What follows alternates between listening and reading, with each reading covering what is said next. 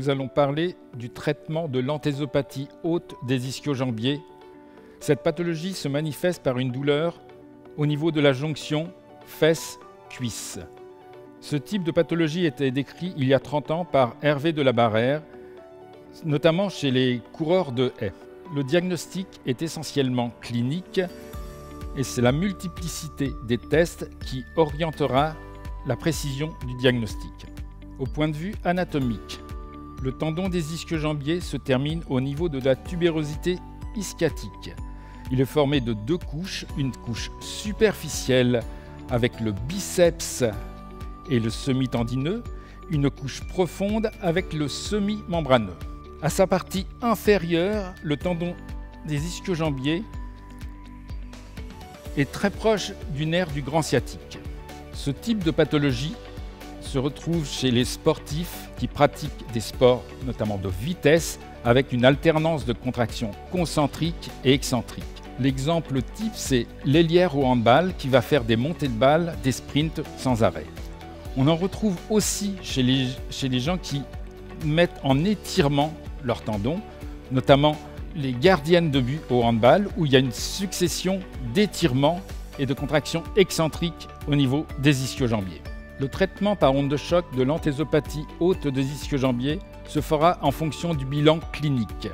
Soit nous aurons une douleur précise, auquel cas nous ferons des ondes de choc au niveau local et de l'activation musculaire sur tout le muscle référent, notamment les ischio-jambiers, et nous terminerons avec de la vibration sur les fessiers et les ischio-jambiers.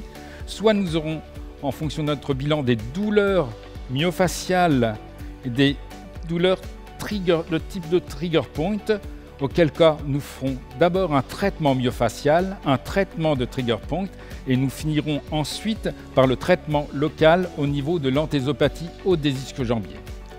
Nous allons voir donc ce traitement local.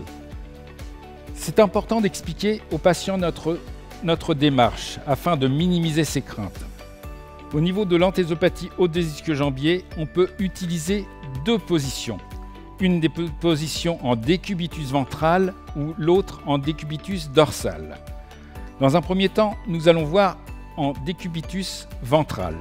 Pour cela, nous demandons à notre patiente de relever, de faire une légère flexion du genou. Ça permettra de contracter les ischio-jambiers. On palpe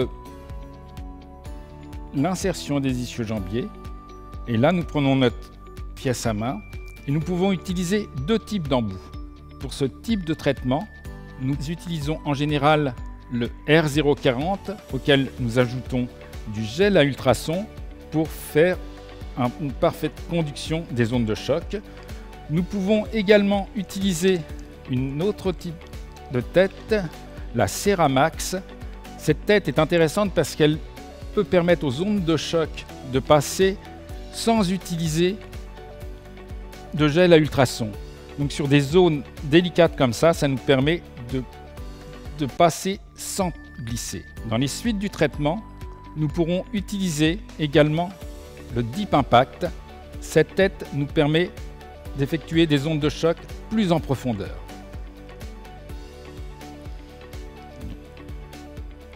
Vous soulevez votre jambe. J'ai repéré mon tendon des ischio-jambiers. Avec ma tête Ceramax, j'applique sur le tendon des ischio-jambiers et je roule sur le tendon des ischio-jambiers. En général, il faut utiliser des fréquences basses de l'ordre de 9 à 10 Hz pour aller en profondeur, puisque c'est un tendon qui est profond. On mettra en général 2000 à 2500 coups et la pression sera aux alentours de 2,4, 2,6, 2,8 ou 3 bars en fonction de la tolérance du patient.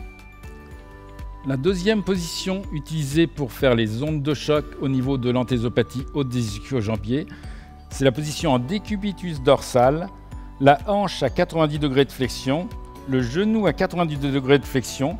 On demande à la patiente d'appuyer un peu sur mon épaule et on peut rouler sur le tendon des ischio-jambiers dans cette position-là.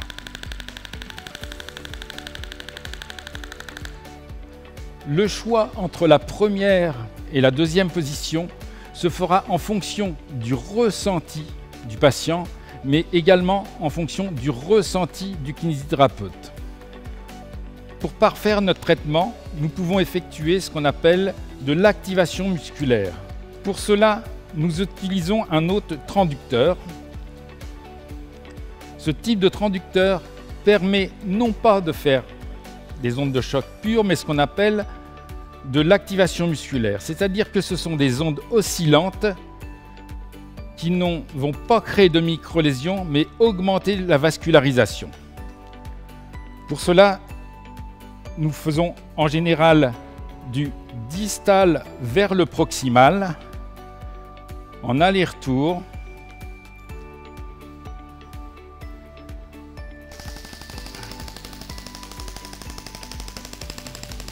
Ça permet d'éliminer les contractures et d'augmenter la vascularisation du muscle référent.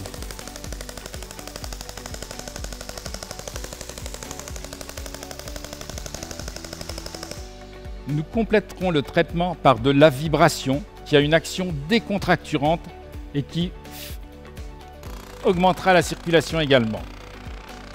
Cette vibration se fera sur les ischio-jambiers, mais également sur les fessiers qui peuvent également être contracturés.